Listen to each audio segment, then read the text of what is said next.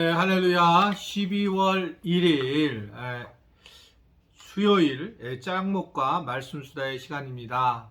이제 12월도 시작이 되었습니다. 12월에는 또 성탄절이 있기 때문에 우리가 성탄의 마음을 잘 또 누리고 전하고 또 성부영신 예배 새해를 맞이하는 그런 준비가 있었으면 좋겠어요.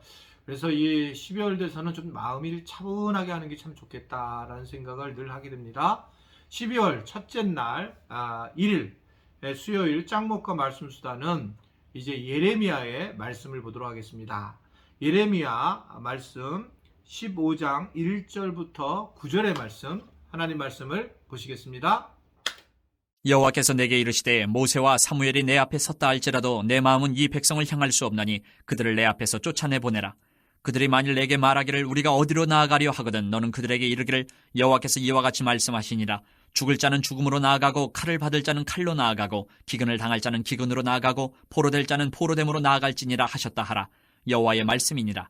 내가 그들을 네 가지로 벌하리니 곧 죽이는 칼과 찢는 개와 삼켜 멸하는 공중의 새와 땅의 짐승으로 할 것이며 유다 왕 히스기야의 아들 므낫세가 예루살렘에 행한 것으로 말미암아 내가 그들을 세계 여러 민족 가운데 흩으리라. 예루살렘아 너를 불쌍히 여길 자 누구며 너를 위해 울 자 누구며 돌이켜 내 평안을 물을 자 누구냐. 여호와께서 이르시되 내가 나를 버렸고 내게서 물러갔으므로 내게로 내 손을 펴서 너를 멸하였노니 이는 내가 뜻을 돌이키기에 지쳤음이로다. 내가 그들을 그 땅의 여러 성문에서 키로 까불러 그 자식을 끊어서 내 백성을 멸하였나니 이는 그들이 자기들의 길에서 돌이키지 아니하였음이라. 그들의 과부가 내 앞에 바다 모래보다 더 많아졌느니라. 내가 대낮에 파멸시킬 자를 그들에게로 데려다가 그들과 청년들의 어미를 쳐서 놀람과 두려움을 그들에게 갑자기 닥치게 하였으며 일곱을 낳은 여인에게는 쇠약하여 기절하게 하며 아직도 대낮에 그의 해가 떨어져서 그에게 수치와 근심을 당하게 하였느니라. 그 남은 자는 그들의 대적의 칼에 붙이리라. 여호와의 말씀이니라. 네, 오늘 말씀 예레미야의 말씀은 우리가 잘 알다시피 예레미야 선지자는 눈물의 선지자였습니다. 눈물로 기도한 예레미야. 왜 눈물을 흘렸냐면 결국 하나님이 내리시는 심판이 너무나도 두려웠다라고 하는 것입니다. 오늘 말씀도 뭐라고 1절에 얘기하냐면 여호와께서 내게 이르시되 모세와 사무엘이 내 앞에 섰다 할지라도 내 마음은 이 백성을 향할 수 없나니 그들을 내 앞에서 내쫓아 보내리라 라고 말씀하고 있어요. 그 유명한 모세와 사무엘을 중보기도자로 세워도 하나님의 진노가 풀리지 않을 거라고 하는 엄청난 말씀을 하고 있는 겁니다. 그래서 이들을 칼과 죽음 그리고 기근과 포로로 징계하시고 내쫓겠다 이렇게 말씀을 하고 있는 걸 볼 수 있어요.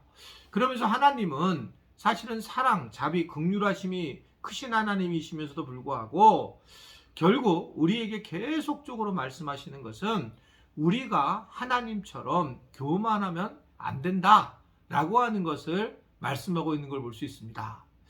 정말 교만해서 안 된다. 이제 교만한다라고 하는 것은 결국 내가 모든 것을 했다라고 하는 생각, 하나님은 상관이 없는 내가 모든 일을 했다는 생각이 우리를 교만케 하게 되고 이것은 다른 사람들을 경멸하고 비난하는 쪽으로 흘러나갈 때가 굉장히 많이 있습니다.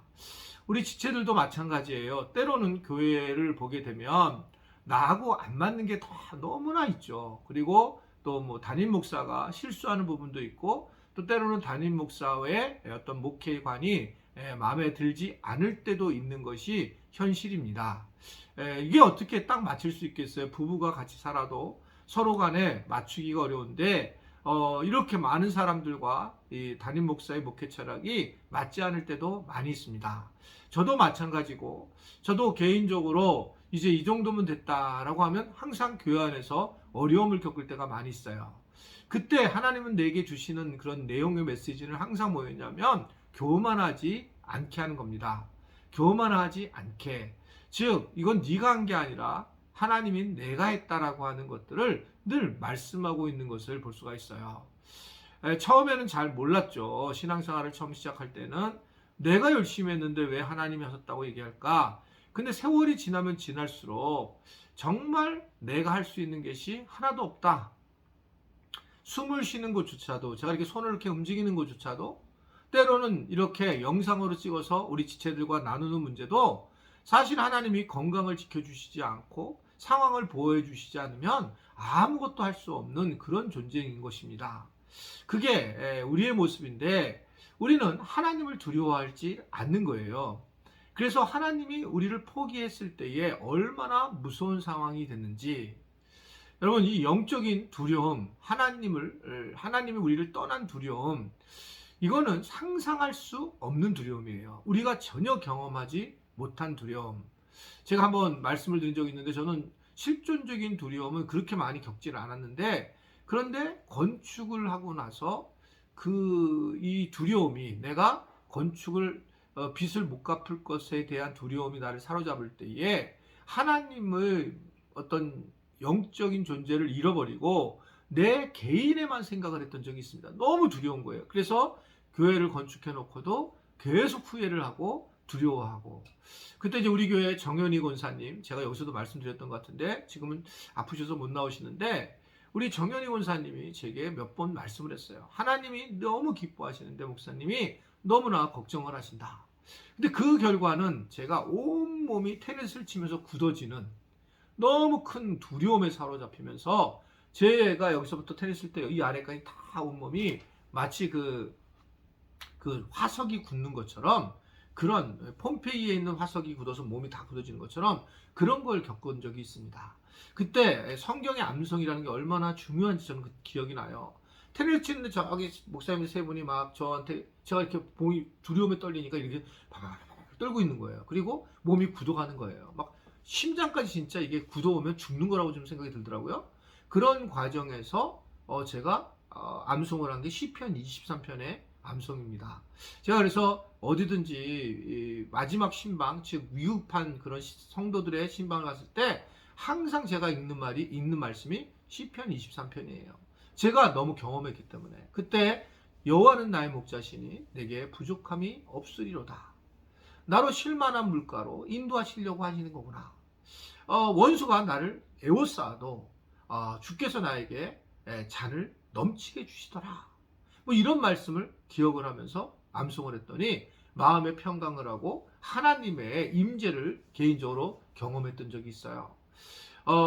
우리 지체들도 이게 지금 하나님이 나를 떠났다라고 하는 걸 함부로 얘기할 수 있는 게 아니고, 이거는 정말 차라리 정말 죽는 게 나은 것처럼 너무너무나 두렵고 고통스러운 거예요. 그래서 이 예레미야 선지자는 눈물을 흘리면서 이 부분을 애를 쓰고 막으려고 했다는 거죠. 왜 그랬습니까? 교만하고, 나중에 보면 이방인들이 하나님을 모욕하고, 그러면서 결국 하나님 앞에 이들이 잘났다고 하는 모습을 드러내셨고, 그러자 하나님은 이제 하나님이 가지고 계시는 사랑은 이제 내가 지쳤다, 내가 이제 그만하겠다라고 하고, 그러면서 이들에게 땅을 갖다 흩어버리겠다라고 하면서 이제 멸망에 대한 말씀을 하고 있는 겁니다. 왜 하나님이 이렇게 우리를 두렵게 할까? 두려워하고 한 말씀을 우리에게 전할까? 사실은 하나님을 두려워하는 것 자체가 은혜라는 거예요. 하나님을 두려워하는 것 자체가. 우리가 하나님을 너무나 우습게 생각해서도 안 돼요. 어떤 분은 하나님은 사랑이시라고 해서 함부로 생각하는 경우도 있지만, 어떤 경우에 하나님이 우리에게 두려움을 주시는 하나님이시라는 걸 기억하는 것도 우리가 하나님을 잘 믿는 은혜라고 볼 수가 있습니다. 저는 예전에 고난이 우리에게 복이라고 하는 말씀을 봤을 때는, 고난을 통해서 하나님께서 우리에게 또다시 내가 예를 들면 1억을 잃어버렸다면 2억을 주실 거다 이렇게 생각을 했는데, 세월이 지나면서 그런 물질적인 부분이 아니라 이런 고난을 겪고 나서는 하나님을 깊이 만나면서 우리가 하나님과 함께하는 임마누엘 복을 경험할 때가 볼 수 있어요. 왜냐하면 내가 돈을 가지고 있다가 다 잃어버리고 건강을 잃어보니 오직 주님만이 전부라고 하는 사실을 알 수가 있기 때문에 그렇습니다. 그래서 때로는 하나님께서 우리에게 두려움으로 다가올 때도 이런 것들이 우리가 잘 넘어가서 더 겸손해지면 이것이 하나님의 은혜라고 하는 것을 말씀을 하고 있는 거죠. 어려움 당하는 분들 계시면 정말 내가 이렇게 지금 어려움 당하는 것이 차라리 하나님을 떠나는 것보다 나으니 참 감사하다, 그런 마음을 가지고 12월도 승리하는 그런 귀한 하루가 되길 바라고, 여러분들이 곳곳에서 하나님의 사람들로 하나님의 나라를 전하는 주의 백성들이 되시기를 주님의 이름으로 부탁을 드립니다. 기도하겠습니다. 하나님 아버지, 오늘도 우리 지체들과 함께 12월을 시작하게 돼서 감사합니다. 오랜 기간 동안 이 코로나로 인해서 이제 저희가 어려움을 겪었지만, 그럼에도 불구하고 약 한 160명, 70명 분이 그 가정이 항상 영상을 통해서, 말씀 수다를 통해서 또한 소통을 하게 하시니, 이 또한 하나님께서 주신 고난 속의 은혜인 줄로 믿습니다. 우리 지체들이 이 말씀 수다를 통해서 그냥 익숙한 것으로 끝마치는 것이 아니라 삶의 변화가 일어나고, 또한 기도거리가 되며 또 하나님 앞에 영광을 돌리는 삶을 살도록 은총을 베풀어 주옵소서. 예수님의 이름으로 기도드리옵나이다. 아멘.